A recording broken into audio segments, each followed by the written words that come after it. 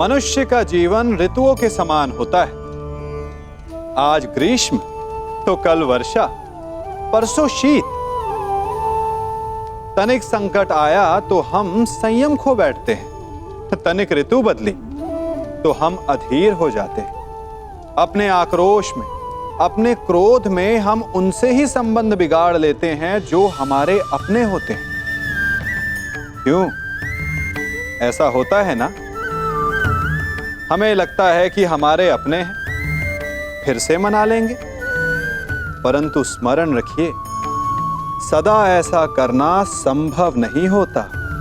सागर की उछलती लहरों को तट सहता है, और यदि तट ही टूट जाए तो बाढ़ आ जाती है। हमारे संबंध भी दूध की भांति होते हैं। दूध तपकर उबल सकता है, परंतु यदि उसमें खटास आ जाए तो वो फट भी जाते हैं। और फटे दूध को चाहे जितना मथ लो, उसमें से माखन नहीं निकलेगा। इसीलिए अपने संबंधों को संभल कर निभाना चाहिए। ठीक है पौंड्रक, मैं इसी क्षण दोनों पक्षों को साक्षी मानकर तुम्हें वो देता हूं जिस पर तुम अपना अधिकार समझते हो, जो निश्चित रूप से तुम्हें वासुदेव में परिवर्तित कर देगा।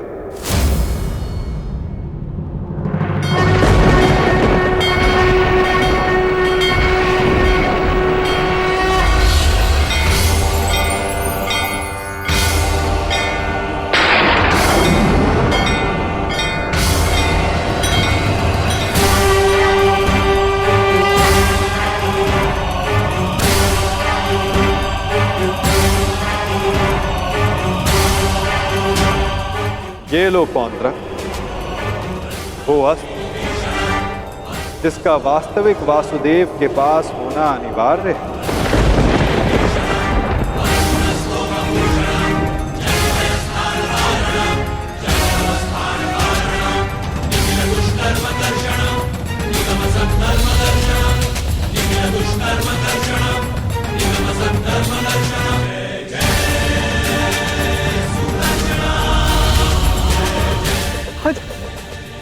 आओ,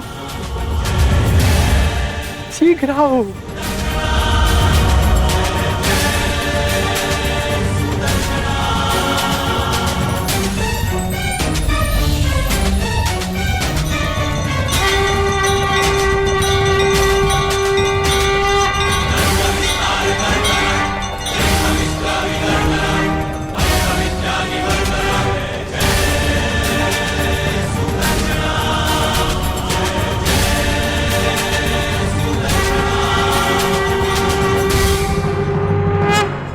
अंततः वो समय आ गया जिसकी मुझे बरसों से प्रतीक्षा थी। मुझे मेरा सुदर्शन चक्र मिल गया मुझे मेरा सुदर्शन चक्र। अब मुझे परास्त कोई नहीं कर सकता, क्योंकि मैं अब सर्वशक्तिशाली हूं। मैं वासुदेवा।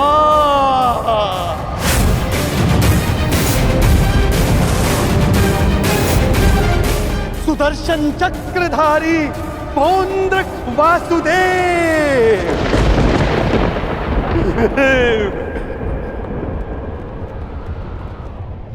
अब समझा मूर्ख सूत पुत्र कि वास्तविक वासुदेव कौन है? तेरे इस छलिए कृष्ण ने भी स्वयं यहां स्वीकारा कि वास्तविक वासुदेव कौन है। यदि अब तूने मुझ पर कोई प्रहार करने का दुस्साहस किया तो अब तू भली भांति जानता है कि मुझसे बुरा और कोई नहीं होगा। क्षण भर में वध कर दूंगा तेरा।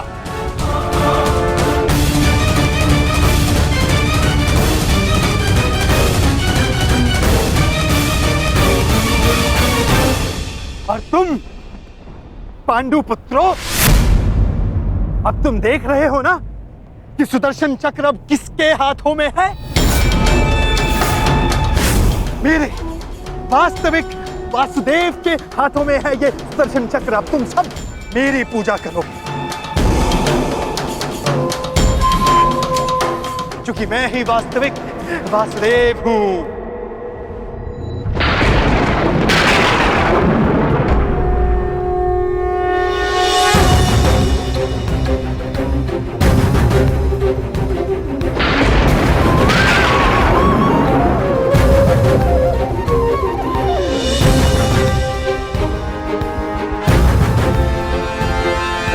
इस चक्र का भार क्यों बढ़ता जा रहा है?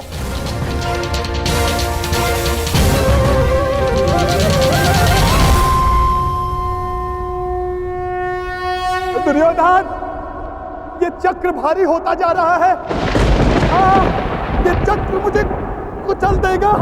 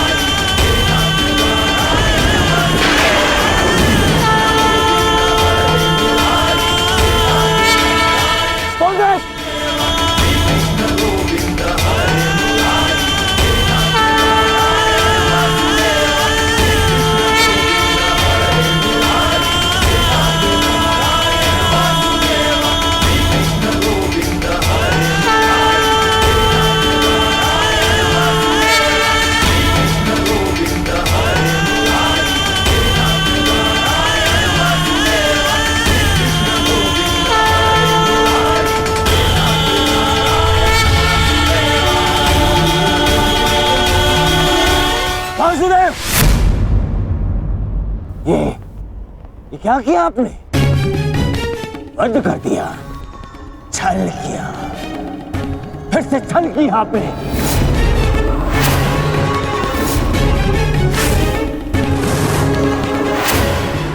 ये उचित नहीं किया आपने वासुदेव, नहीं किया उचित। शांत दुर्योधन।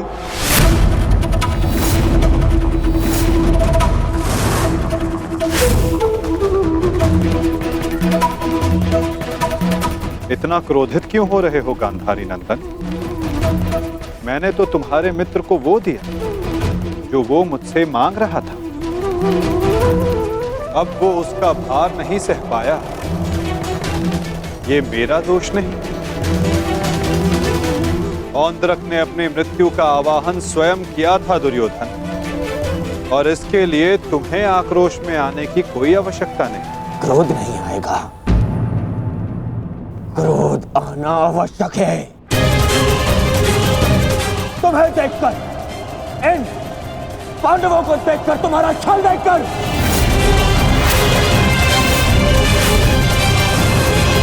कैसा छल दुर्योधन? तुम्हारा मित्र पौंद्रक मेरा वेश धारण करता रहा, वो मेरी शक्ति, मुझे मिले सम्मान से आकर्षित हुआ। वो मेरे जैसा बनना चाहता था, परंतु वो ये नहीं समझ पाया कि शक्ति और सम्मान किसी का वेश धारण करने से, किसी का रूप धारण करने से नहीं मिलती। शक्ति और सम्मान मिलता है परिश्रम से, कर्मों से। यदि लौह को सुनहरे रंग से पोत दिया जाए तो उससे आभूषण नहीं बनते दुर्योधन।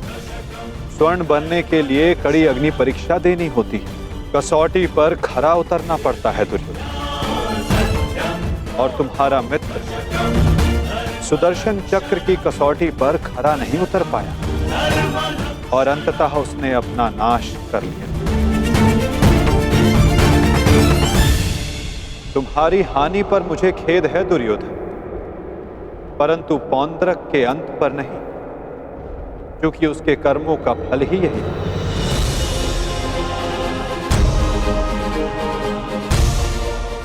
अब आज्ञा दे युवराज।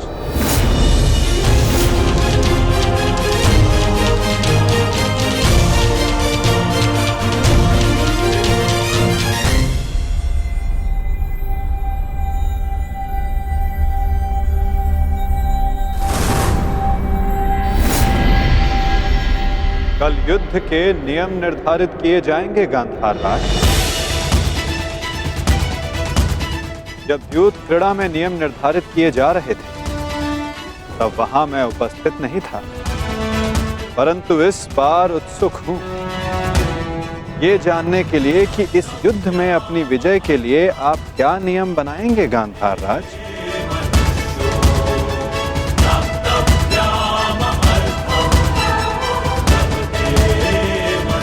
कल के सूर्य उदय की प्रतीक्षा रहेगी मुझे।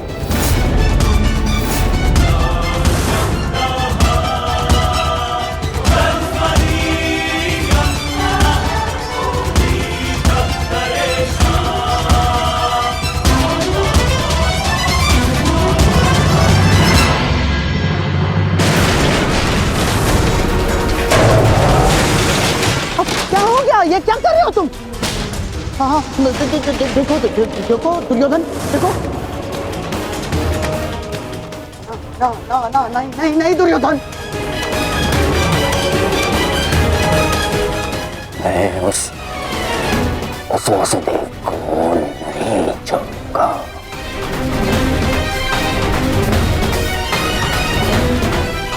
ना ना ना ना ना दुर्योधन, पांडवों को नहीं छोड़ूंगा। ये क्या कर रहे हो? क्या कर रहे हो तुम दुर्योधन? ईश्वर के लिए शांत हो जाओ। देखो कुछ नहीं होगा, मैं बता रहा हूँ, विश्वास रखो मुझ पर। आप शांत हो जाइए, अन्यथा मैं आपको शांत कर दूंगा। नहीं नहीं नहीं, देखो देखो देखो देखो दुर्योधन। हाँ, शांत हो जाओ दुर्योधन। देखो तनिक सोचो, पौंड्रक के जाने से हमें कोई हानि नहीं पहुंची है, कोई हानि नहीं पहुंची है दुर्योधन। इस संसार में हर कोई अपना एक प्रयोजन लेकर आता है और पौंड्रक ने भी यही किया।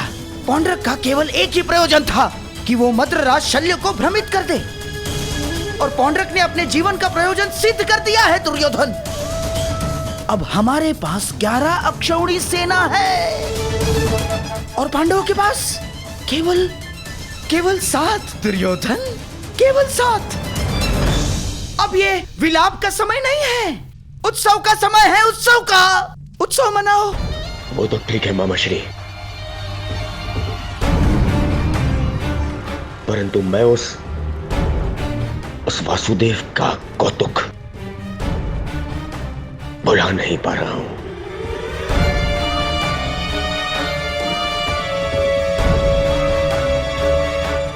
हाँ हाँ, देखो सब ठीक हो जाएगा दुर्योधन।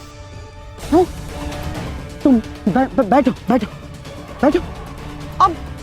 अब ये सब कुछ छोड़ो ना दुर्योधन। देखो युद्ध में वो कृष्ण छलिया कुछ नहीं कर पाएगा। पूछो क्यों? तो निहत्था है वो। अब इस समय हमारा पक्ष सबल है, हमारा पक्ष, और पासा हमारे हाथ में है दुर्योधन, हमारे हाथ में। कैसा पासा?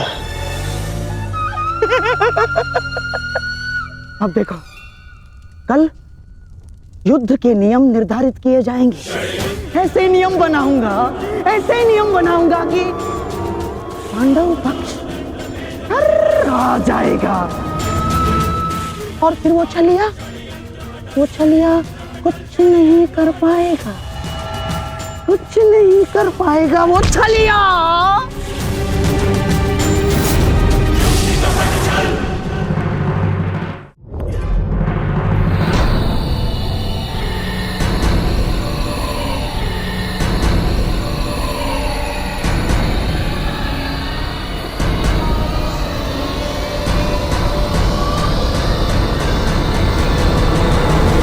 तो सभा में उपस्थित सभी महायोद्धाओं को शकुनी का प्रणिपात स्वीकार हो।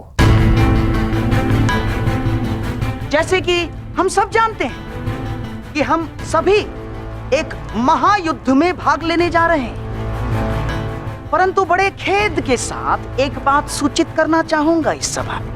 जैसे कि हम करते, अर्थात कौरवों पर हमेशा से सदा से लांछन लगते आ रहे हैं, आरोप लगते आ रहे हैं कि हम छल करते हैं, हम कुचक्र करते हैं, हम षड्यंत्र रचते हैं, है ना वासुदेव?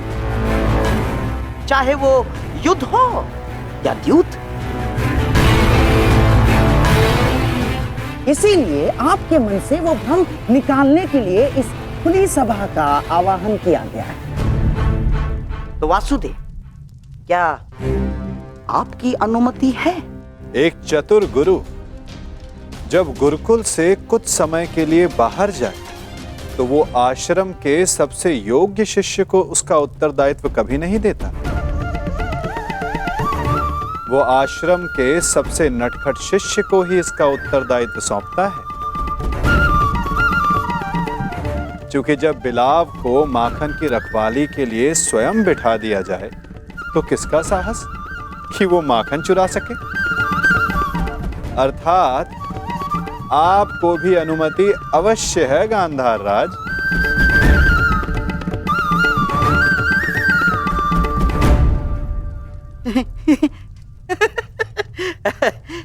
वासुदेव, आपका विनोद समझने में मैं असक्षम हूं। मेरे कहने का आशय मात्र केवल इतना है गांधार राज कि मैं आपके वचनों से सहमत हूं। यद्यपि युद्ध सीमा बढ़ाने या सीमा पर अतिक्रमण रोकने के लिए होता है, तो युद्ध के नियम और सीमा निश्चित कर लेना आवश्यक है।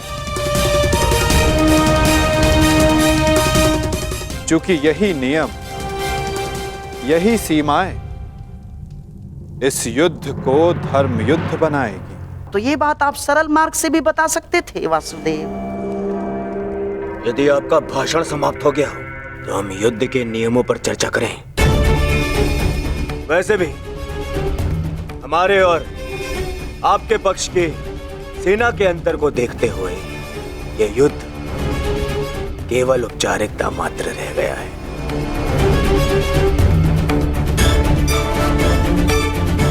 नियम बने या ना बने,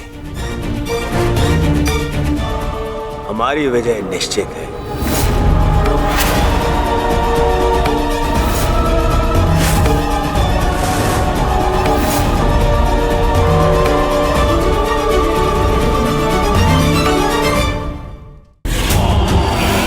इस आत्मविश्वास का कोई एक कारण तो बताओ।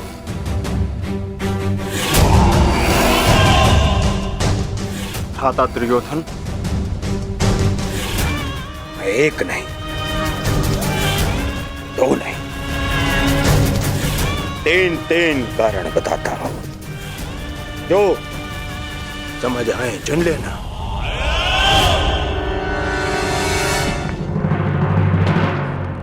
पहला कारण, पितामह भीष्म जिन्हें इच्छा मृत्यु का वरदान है।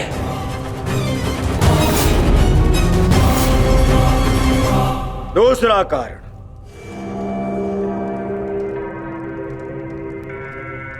आचार्य द्रोण जिन्होंने तुम पांडवों को शस्त्र संधान की शिक्षा दी है।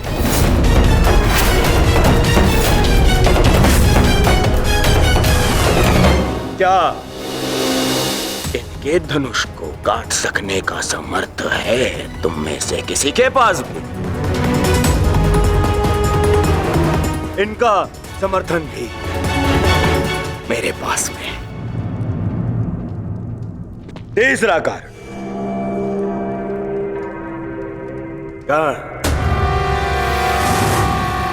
ब्रह्मास्त्र, ब्रह्मांडास्त्र और ब्रह्मशिरास्त्र जैसे अस्त्रों से सज्जित है मेरा मित्र कर्ण, जिसका बाण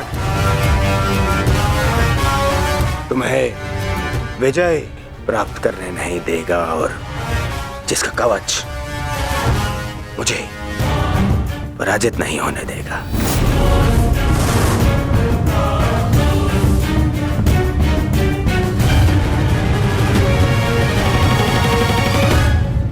इसके अतिरिक्त मामा शकुनी, जिनकी कूटनीति का तोड़ तुम में से किसी के पास नहीं है, हा? मामा श्री।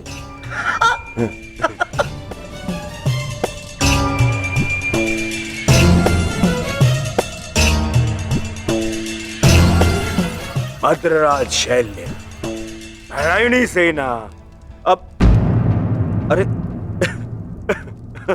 ये तो 3 से अधिक कारण हो गए, है ना अर्जुन? जिसके पास इतने सारे कारण हो उसे कौन पराजित कर सकता है?